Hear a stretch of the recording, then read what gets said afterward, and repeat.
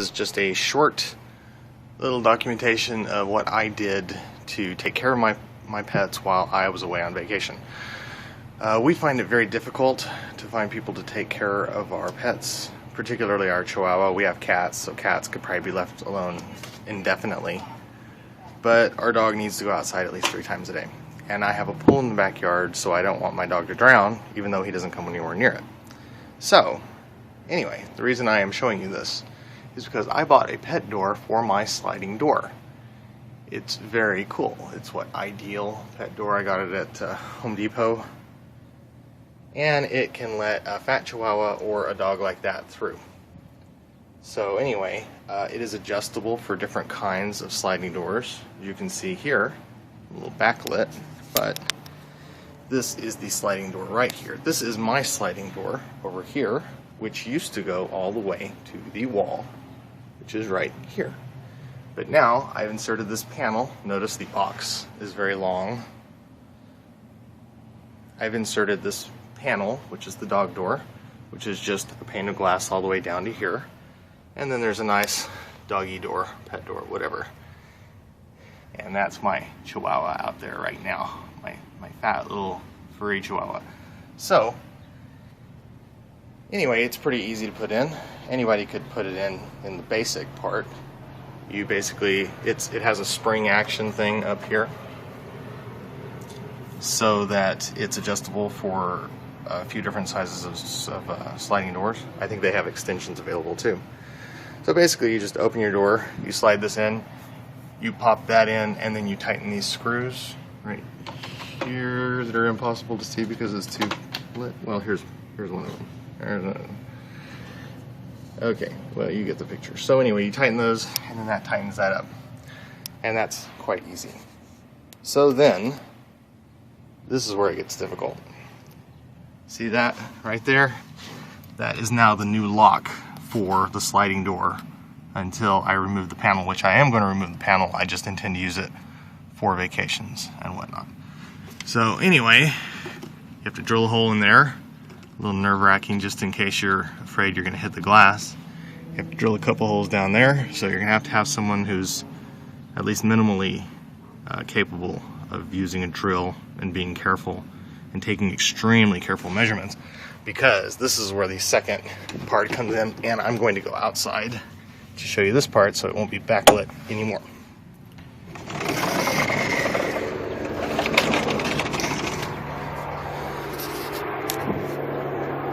When it comes right out of the box, you install it, and then basically you will have the metal sliding door coming up against the metal doggy door panel.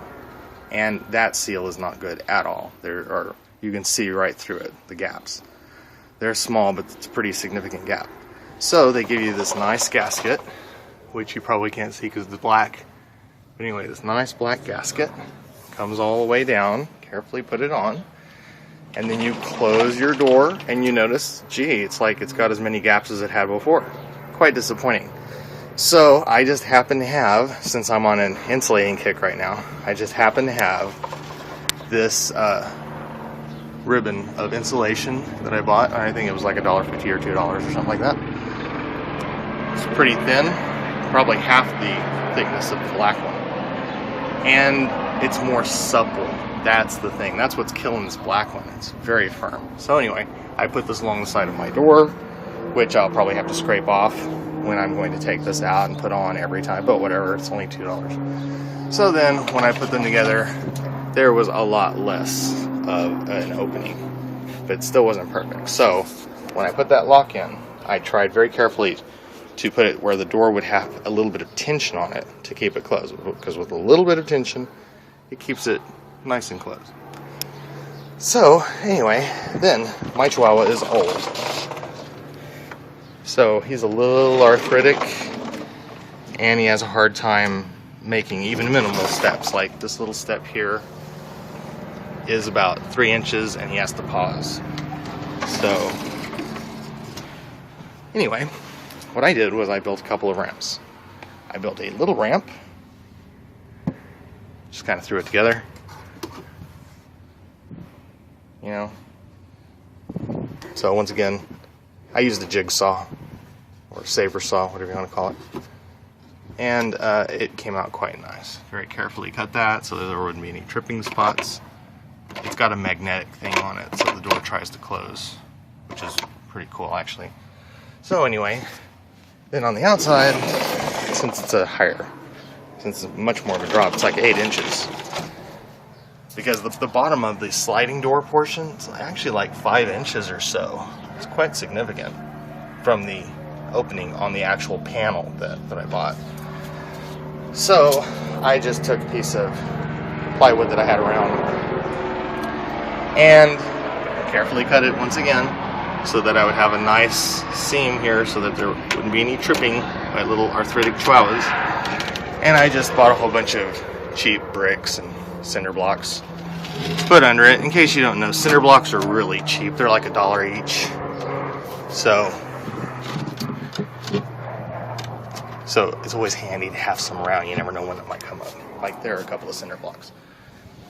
So, you know, pretty shallow angle.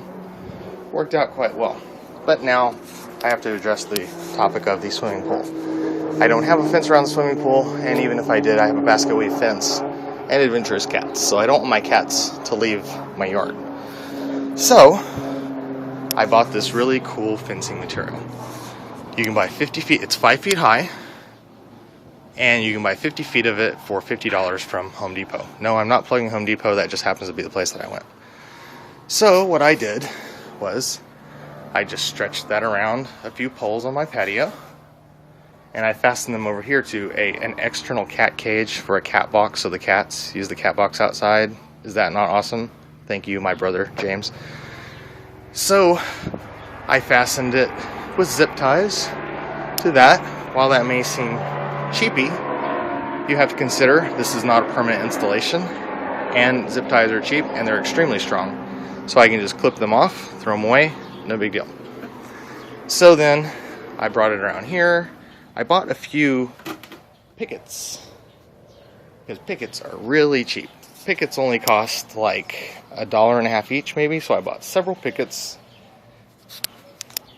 And that is to prevent the animals from going under the fence, which they could easily do if you didn't attach pickets to it. Now, this was a impromptu installation, since I always put things off to the last minute.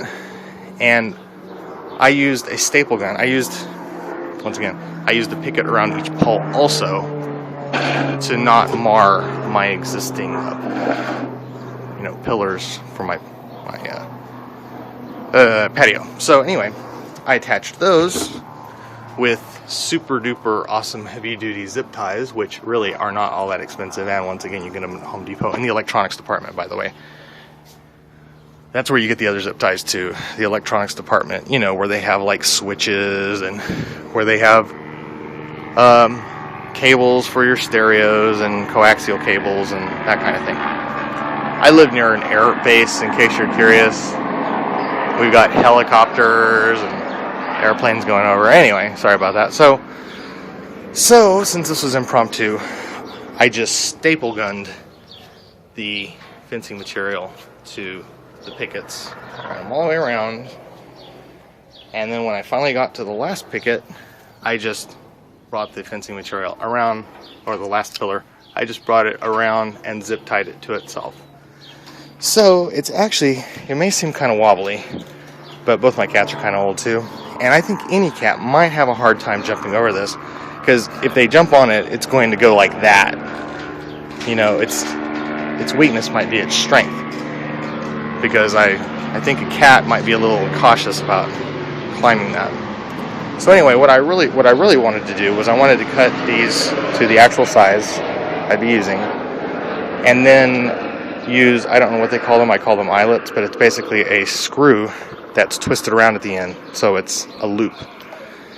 And then I was going to just put a whole bunch of those permanently on well measured out, well cut wood, and then I could zip tie the fencing material to that, which would make it a relatively easy install. Really not that bad at all. None of this stuff's really big. I can roll up the fence after I'm done. The panel can be put back in its box, put in the garage. So this this should store pretty nicely, I think.